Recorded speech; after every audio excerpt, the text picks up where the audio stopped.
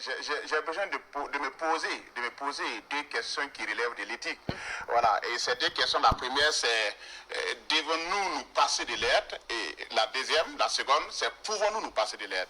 Alors, quand je prends devons-nous nous passer de l'aide, je pourrais dire que l'aide est inhérente à la vie humaine. Alors, toute personne a besoin d'aide, même nous qui sommes ici, nous avons eu de l'aide pour arriver là où nous sommes. C'est difficile de se lever et de dire je n'ai besoin de l'aide de personne. Ce serait très prétentieux parce que de par le passé, de par la faiblesse même de la nature humaine, l'homme a besoin d'aide pour arriver quelque part. Quand nous naissons, nous avons besoin d'aide. Maintenant, pouvons-nous nous passer de l'aide? C'est là maintenant que la question devient importante parce qu'on peut aussi se passer de l'aide. Pourquoi?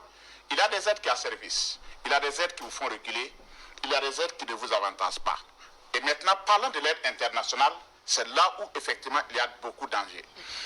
L'aide des États-Unis d'Amérique, surtout USAID, l'agence internationale, l'agence américaine de développement. Alors, qui a été créée, je crois, si je ne me trompe pas, en 1961. Donc, ça fait pratiquement près de 54 ans que ça existe. Mais concrètement, en Afrique, ça a apporté quoi? Ça fait reculer concrètement quoi?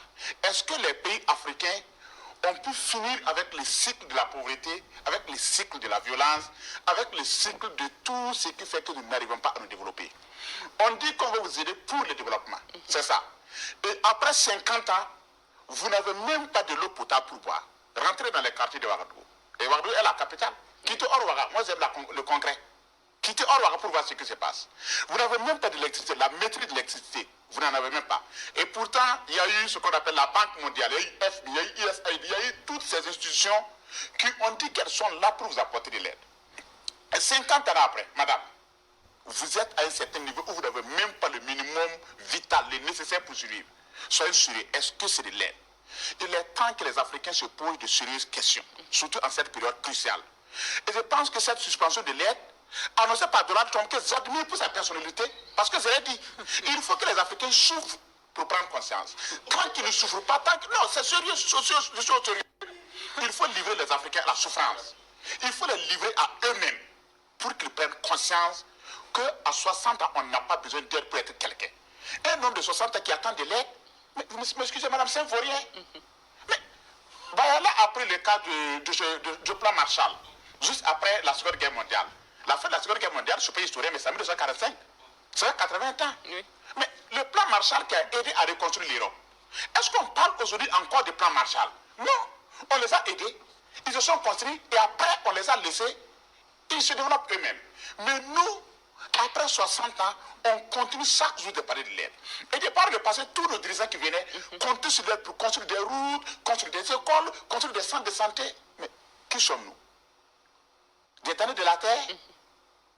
Sommes-nous des damnés de la terre? Non, ce n'est pas sérieux. L'État, un homme honnête, même un individu honnête et sincère, doit avoir le courage de dire, comme elle a dit, oui, cette aide-là, je ne veux pas. Mais c'est souvent regrettable quand on voit le Burkina Faso devenir un dépotoir des aides. On reçoit tout et pratiquement presque tout. Même ce dont on n'a pas besoin, on reçoit. Des dates, des nattes. Mais soyez sérieux, des riz pourris, des vaccins. Mais ça veut dire quoi, madame? Est-ce que c'est sérieux ça? Est-ce que c'est sérieux? Donc pour récapituler et pour ne pas être très long, oui, je n'ai pas dit que l'aide n'est pas nécessaire. L'aide est une nécessité. L'aide rentre même dans le cadre d'un besoin. Justement, quel genre d'aide? Maintenant, c'est comme je dis, il y a des aides qui ne sont pas nécessaires. À un certain âge, il faut avoir le courage de se départir de certaines aides parce que ça ne sert pas. Les pays africains doivent aujourd'hui assumer leurs responsabilités. Les pays africains doivent prendre leur destin en main. Et ici, surtout dans l'AIS, nous avons décidé de nous assumer.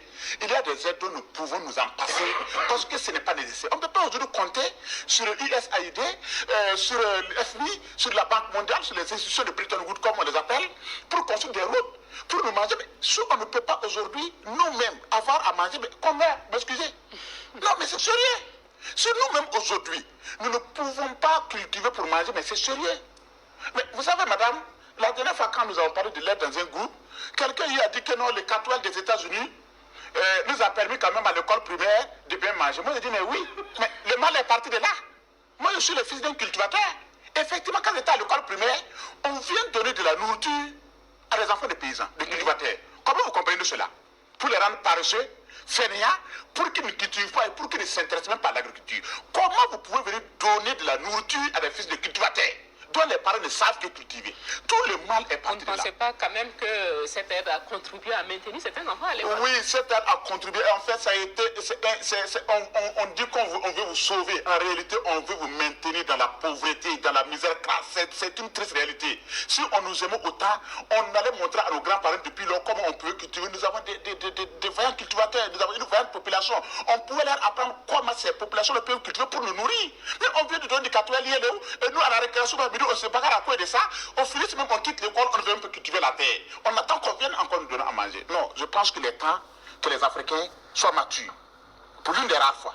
Qu'ils soient matures et qu'ils s'assument et qu'ils sachent que Dieu n'a pas créé un peuple pour répondre aux besoins d'un peuple. Dieu n'est pas si gentil pour le faire. Ce serait même utopique et enfantin et péril de continuer à croire que nous avons besoin de l'aide de toute forme d'aide pour nous développer. Ce n'est pas celui. Alors, je reste avec vous. Quel est votre avis juste naturel souvent qui arrive où vous avez besoin qu'on vous aide? Ça pourrait avoir une explication. Il y a des moments où on est dépassé par les événements. Il y a des moments où ce sont vraiment des crises terribles qui viennent même de la nature, qui ne viennent pas des hommes, mais qui viennent de la nature. À ce moment, peut-être, on peut accepter de l'aide. Je l'admets.